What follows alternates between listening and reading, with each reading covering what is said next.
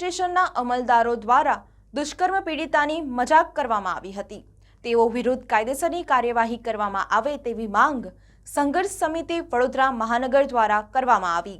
તાજેતરમાં જ સંસ્કારી નગરીને કલંકિત કરવાનો પ્રયત્ન કરતા વિધર્મીઓ દ્વારા હેવાનિયત ભરેલા દુષ્કર્મની ઘટનાને અંજામ આપવામાં આવ્યો હતો અને આ ઘટના મામલે સંઘર્ષ સમિતિ વડોદરા મહાનગર દ્વારા ઊંડાણપૂર્વક તપાસ તેમજ રાક્ષસી વૃત્તિ ધરાવતા આરોપીઓને છાવરવામાં ન આવે તેમજ પીડિતાની મજાક કરનારા પોલીસ સ્ટેશનના અરજદારોની સામે કાયદેસરની કાર્યવાહી કરવામાં આવે તેવી ઉગ્ર રજૂઆત કરવામાં આવી છે। સંઘર્ષ સમિતિ વડોદરા મહાનગર દ્વારા જણાવ્યા અનુસાર છેલ્લા કેટલાય સમયથી નાપાસ વિધર્મીઓ દ્વારા હિન્દુ બહેન દીકરીઓને ફસાવી ફસલાવી લવ જિહાદના ષડયંત્રનો ભોગ બનાવવાના કિસ્સા ખૂબ જ વધી રહ્યા છે, જે અખંડ સનાતની સમાજની સુરક્ષા માટે ઘાતક સાબિત થઈ રહ્યું હોય તેમ જણાઈ આવે છે।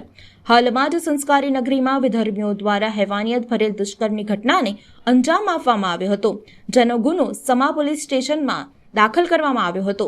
બિન ગુજરાતી પરિવારની 62 વર્ષની ઉંમરની હિન્દુ બહેન સાથે 3 વિધર્મી નરાધમો દ્વારા ગેંગરેપ કરવામાં આવ્યો હતો, જેમાં વિવિધ પરિવારની સમા પોલીસ સ્ટેશનમાં પોલીસ અરજદારો દ્વારા ફરિયાદ લેવાની જગ્યાએ મજાક કરવામાં આવી હતી, જેની ગંભીર નોંધ લેવા માટે આજ રોજ સંઘર્ષ સમિતિ વડોદરા મહાનગર દ્વારા પોલીસ ભવન ખાતે આવી પહોંચી આવેદનપત્ર આપી તેઓ પર કાયદેસરની કાર્યવાહી કરવામાં આવે તેવી માંગણી કરવામાં આવી છે।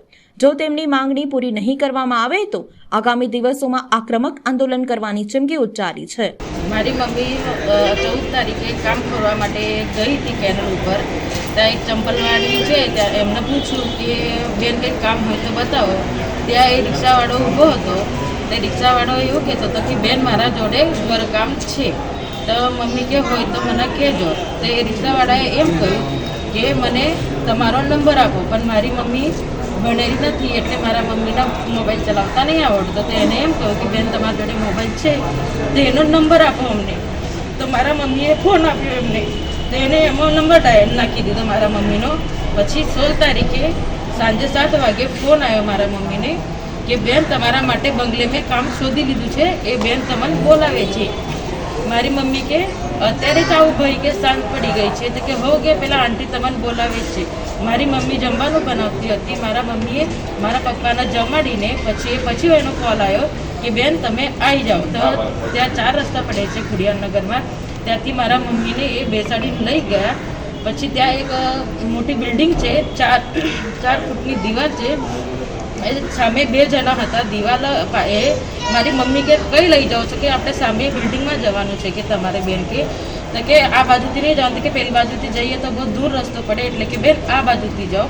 તો મમ્મી કે ના કે મને પછી એની લાગતો પહેલાં સામેથી 2 જણા આવ્યા અને આ બાજુથી ઉચકીને પહેલાં 2 જણાએ સામેથી લીધો અને આગળ જઈને મારા મમ્મીને ધમકાવ્યા કે બોલીશ ના, બૂમો પાડીશ ના, નહીં તો હું તને મારી નાખીશ ને। મારા મમ્મીનું મોઢું દબાઈને મારા મમ્મીના કપડાં કાઢીને એ લોકોએ આપ સૌ જાણો છો કે વડોદરા શહેરની અંદર નાની મોટી ઘટનાઓ ઘટતી હોય છે સમાજ જીવનની અંદર, પણ શરમથી માથું ઝૂકી જાય એવી બીજી ઘટના છે છેલ્લા 2 વર્ષમાં વડોદરા શહેરની અંદર દીકરીઓ સાથે, મા બહેન સાથે આવી ઘટનાઓ ઘટતી હોય છે।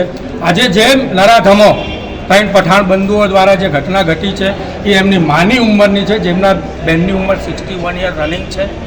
જેઓ ગુજરાતી જાણતા નથી, પોતાની દીકરીઓ બરોડા આજુબાજુ ક્યાંક ને ક્યાંક લગ્ન કરેલા છે। દીકરી એક ડેથ થઈ ગયેલું, એના ભાણિયાને સાચવવા માટે પોતે આદિવાસી હિન્દુ મહિલા છે, પોતે એની સાર સંભાળ રાખવા માટે 2-2.5 મહિના પહેલાં વડોદરામાં આવે છે।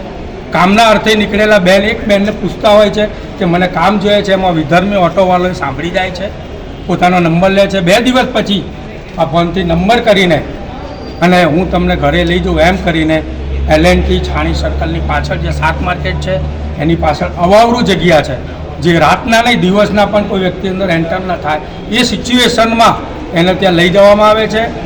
માં એટલે કહીશ કે એની ઉંમર સિનિયર સિટીઝન છે। એ માં એવું કહે છે કે ભાઈ અહીંયા ક્યાં લઈ જાઓ છો? તો કે અહીં થઈ જવાનો રસ્તો છે। ત્યાં જ્યાં એટલે સ્થળ વિઝિટ અમે પણ કરી છે।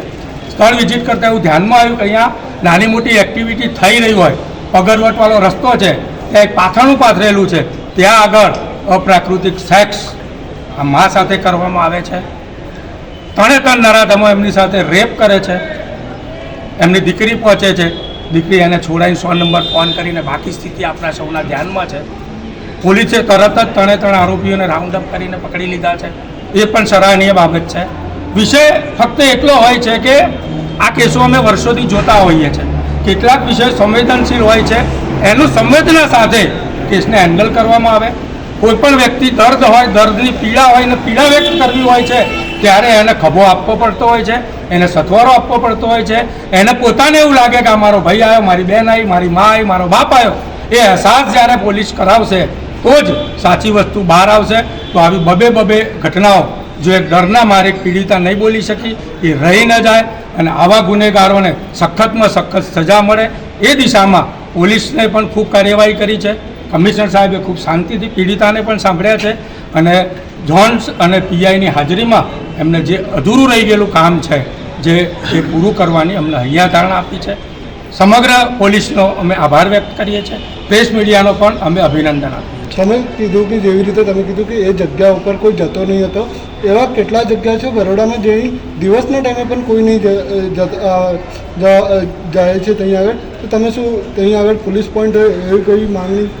બની શકે છે. વડોદરામાં બીજી ઘટના આ રીતે જ થઈ છે. પહેલી ઘટના પણ એવી અવાવરૂ જગ્યાએ થઈ હતી, કારણ કે જેને ચોરી કરવી છે પ્રજાથી દૂર કરવાની. આપણે સમજી શકીએ છીએ કે 2 વીઘા જેટલી એ જગ્યા છે, એક બાજુ એલએનટી છે, આગળની સાઈડે ખૂબ મોટું માર્કેટ ભરાય છે, શાક માર્કેટ, હજારોની મેદની ત્યાં હાજર હોય છે. માએ બચવા માટે ખૂબ બૂમા પાડ્યા છે, અવાજ ત્યાં સુધી પહોંચ્યો નથી. તો આવી અવાવરૂ જગ્યાઓને પણ થોડી ખુલ્લી કરવામાં આવે તંત્ર દ્વારા. જબકિ સીપી સાહેબે અત્યારે જ અમને અહીંયા ધારણા આપી છે કે આવા જે પોઈન્ટ હશે એને અમે ઓપન કરી દઈશું, જેથી કરીને આવી ખરાબ ઘટના, જઘન્ય ઘટનાઓ વડોદરા શહેરમાં ન બને.